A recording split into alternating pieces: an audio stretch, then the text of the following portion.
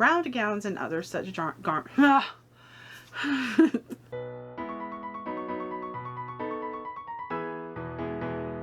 Hello, I'm Rebecca of Pocketful of Poseys.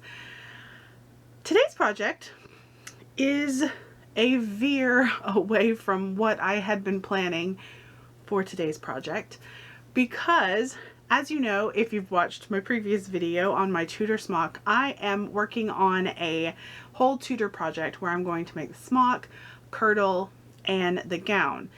And I have my fabrics, I have everything ready, I have the pattern, but based on how the smock went and just how I was not feeling well for a while, and I made a lot of really silly mistakes on the smock, so it took me longer than I anticipated. I'm starting the kirtle later than anticipated, and I just really feel like I don't have quite enough time to get it done in the time that I need to get it done to have the kirtle video be the video coming out today. It's past me speaking. And so what I've decided to do is to keep working on the Tudor project, but take a little longer to get it completed. So I'm going to kind of work on some other things while I'm working on it. And that way I can spend a little bit more time getting the fit right of the kirtle, because that's very important, getting the fit right and making sure that it's supportive. So I'm going to do that. So the Tudor project is going to be, probably the videos will probably be coming out, I would say, in March or April. I'm not sure. I have to go through. Of course, I have a spreadsheet where I have the lists of all of my projects that I want to do and when I want them, when they need to be completed and all of that stuff. So I have to rearrange things a little bit. But back to what I'm working on now for this video. I am going to be making an 1890s round gown. Round gowns and garments like the chemise à la reine were transitional fashions kind of between the bigger Georgian fashions of the 1880s and the big side hoops and all of that kind of stuff, and these were kind of in between that and the Regency period dresses with the slimmer look and the softer look. So I'm making an did I say 1890s? I'm making a 1790s round gown. I'm going to be using the American Duchess book, the 18th century dressmaking book. I've had this book for a long time and I've never made anything out of it because when I got it I was very afraid of pattern drafting, but I'm gonna give it a try. I mean, it's not that many pieces. It's basically very similar to a Regency gown. And so I'm going to give that a try because I was inspired by Kate of Willoughby Rose and also Noelle of Costuming Drama making their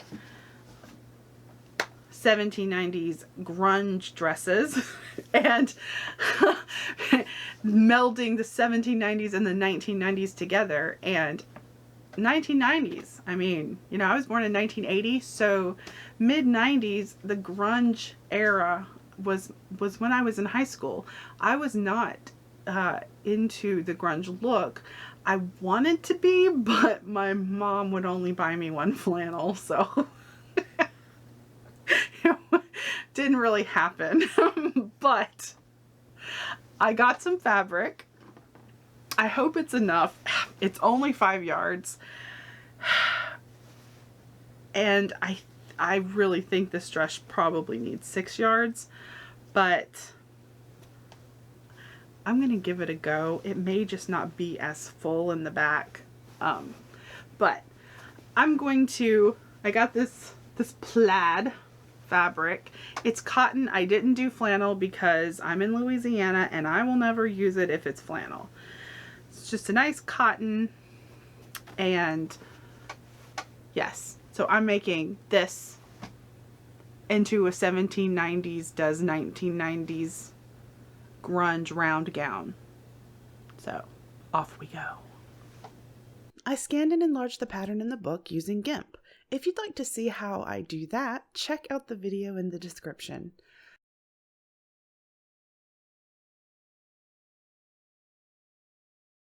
I got some love from my boys, and then I started making a mock-up of the pattern as it was without grading it up to fit my measurements. Then I got COVID, so I needed to teach from home and my keyboard had to be set up in my sewing room. My OmniGrid ruler filled in for my broken music stand quite well. Luckily, my booster kept my symptoms mild, but it did slow my sewing progress down. I measured the pattern and determined where I should add inches to fit me. I added 1.5 inches to the center front, and I cut and added 1 inch at the arm side of the center front. I also cut and added 1 inch to the side back arm side. For the center back, I added 1.5 inches to the center back. I will also need to add length to the shoulder strap, but I will figure that out later. I couldn't get to my cutting table, so a storage container lid filled in so I could trace and adjust the pattern.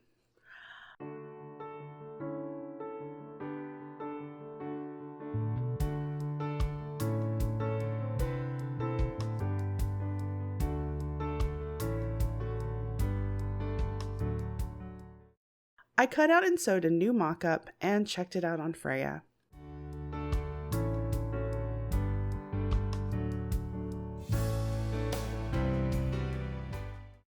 Okay, sleeves. I'm working on the sleeve mock-up. The first one was a disaster. I did not film doing it at all because I knew, it wasn't a total disaster, but it was definitely an experiment.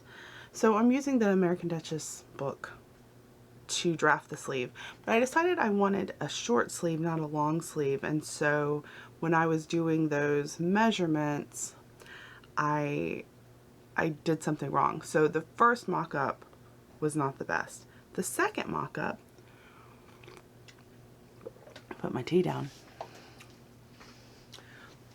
The second mock-up is definitely better, but I don't think it's not quite big enough through here. I don't think. So I am working on a third. It's not bad. Like, I think it's almost there because I want it to be fairly fitted and I want it, but through here I need this to come up a little bit higher, I think.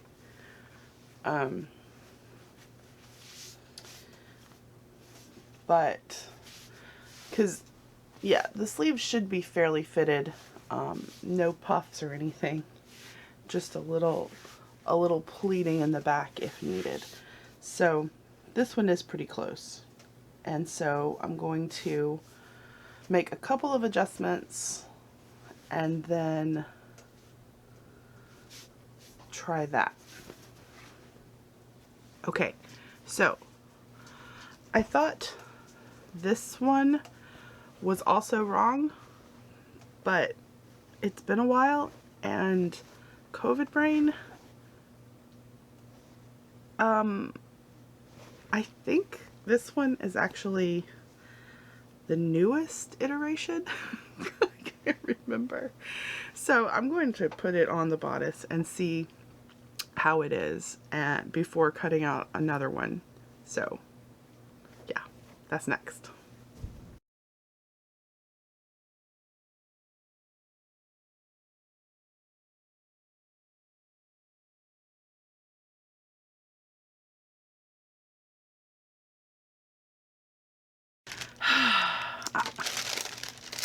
It was the second mock-up, not the third, because I just found the third pattern piece. Oh goodness.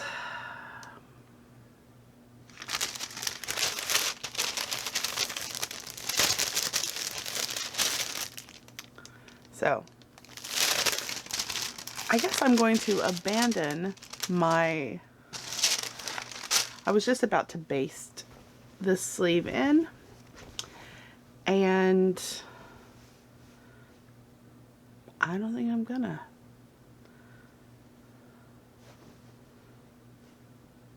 Though, I don't see any marks. Did I base this one? Maybe I should go ahead and base this one.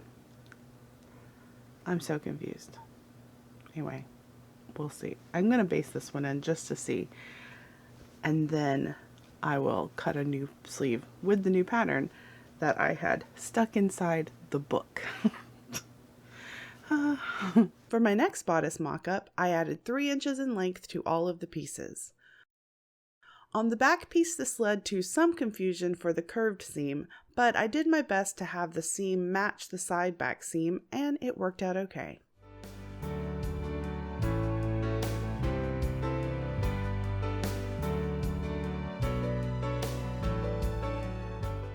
The front piece is also curved at the bottom edge, so I measured down 3 inches at different points and connected the dots.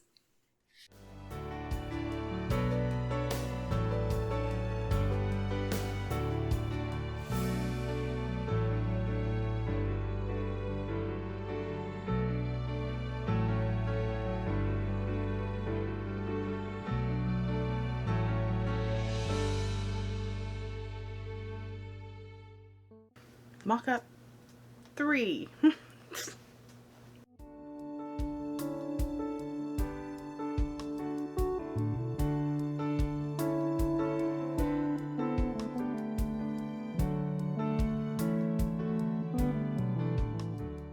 I felt good about the fit, so I basted the waist and neckline edges to the inside.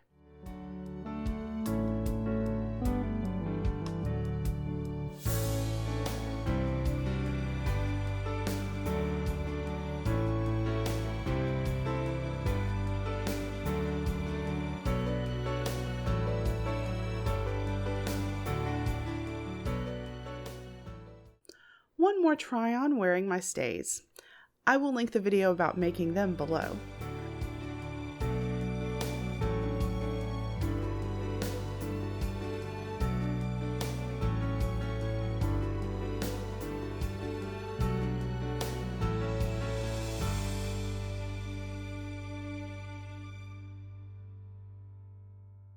Time to cut out the fashion fabric with Hercules. Okay, we have hit a slight snag. Hey Thor. Slight snag. I was hoping I had enough fabric to do 3 panels for the skirt, but I did not have enough length to do that. So I'm doing 2, which means that it's not going to be as full as I, hey buddy, not going to be as full as I want it to be. Oh, come on. So I'm playing, oh my goodness. I'm playing around with how to arrange the skirts. I definitely want the most volume in the back. And so I'm pleating, I have pleated the back section up. But now I feel like there's not enough in the front. And I'm bigger in the front anyway. So I've taken out some of the pleats on the back and I'm leaving like the center back pleated, and then I'm going to just lightly gather the rest around, and I think that will work okay. So that's where we are right now. I sewed the skirt panels together. All right, my skirt panels are on, except for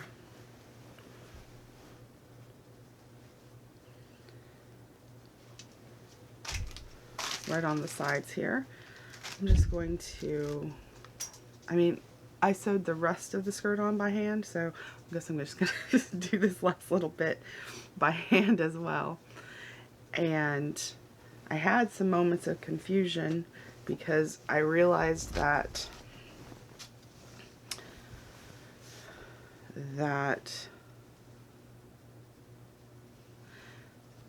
this is the inside because the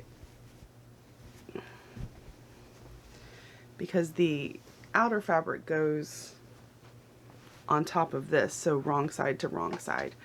And so I just pretty much just confused myself doing that, because I was I had pinned the side seams going the wrong direction, but luckily I noticed before I sewed them, and I repinned them, so now that they are facing the right direction.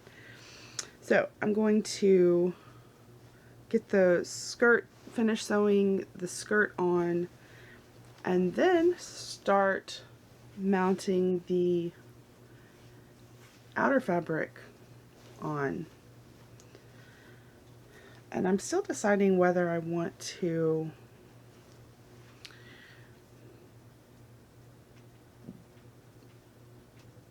do one piece at a time or sew them all together like I did the lining, except for the straps, because the sleeves are mounted to the lining on the inside, and then the outer fabric is placed over that to cover up the seams.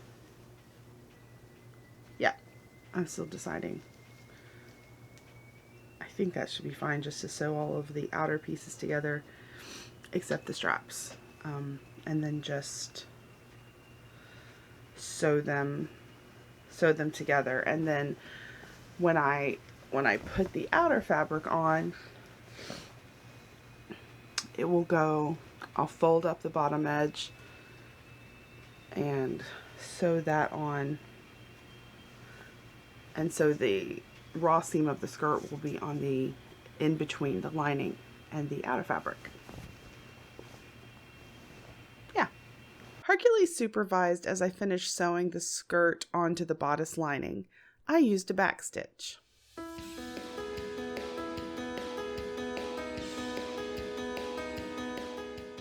Lucius needed some pets then, and Thor was concerned about that.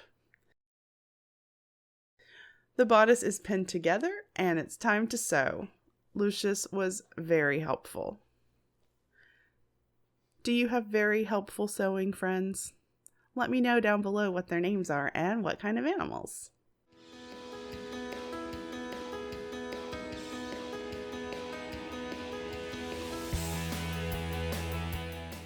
I put the gown on Freya and pinned the bodice to the lining.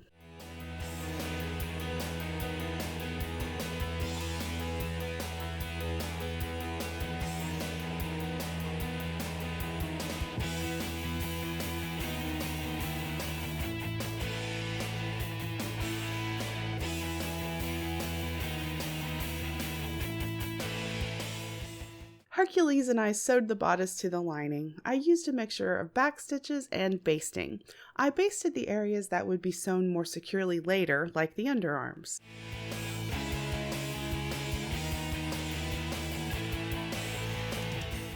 At the bodice front, I turned the raw edge under and towards the lining and whip stitched them together. There will be a gathered front that goes over this layer, and this layer will just be pinned to my stays.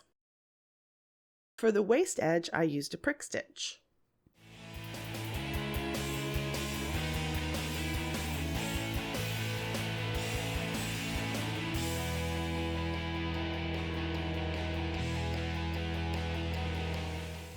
I want the bodice front to be gathered. I saw Kate of Willoughby Rose's video about her gown, and she cut the front skirt and gathered bodice all in one. Unfortunately, I had already done my skirt panels, so I sewed a piece to the skirt front and folded over a drawstring casing.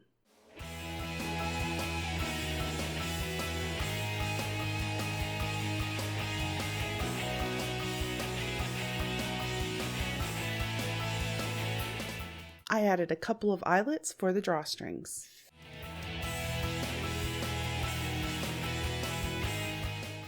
And then I threaded the drawstrings through. Next, I mounted the sleeves and added the shoulder strap.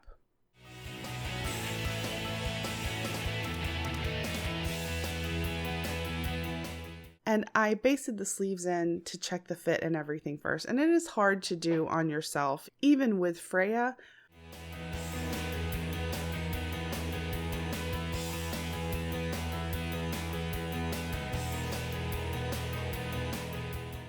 Before sewing the shoulder strap down, I remembered I needed a facing on the back neck edge. This was due to my forgetting to add seam allowance to the back neck edge. These types of facings were used during this period, so I think it's fine. I sewed the shoulder straps to the lining using a prick stitch.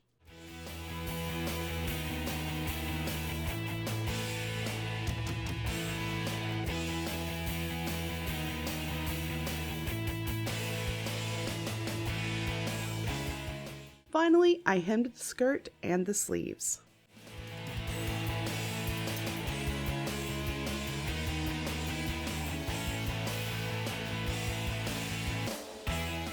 Then it was done. I added a black taffeta sash to complete the look and took her out for some photos.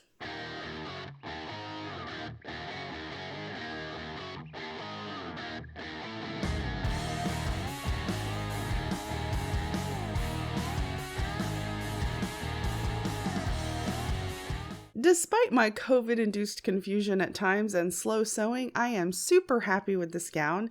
It is so much fun, and I am very happy to have graded up the pattern successfully.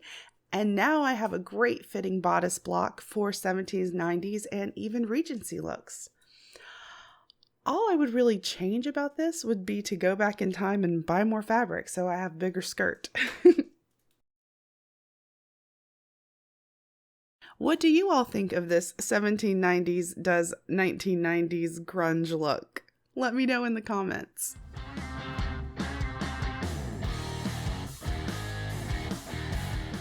Thank you so much for watching. I really appreciate you spending your time with me. If you enjoyed this video, give it a like, subscribe if you haven't, and I will see you again on our next sewing adventure. Bye!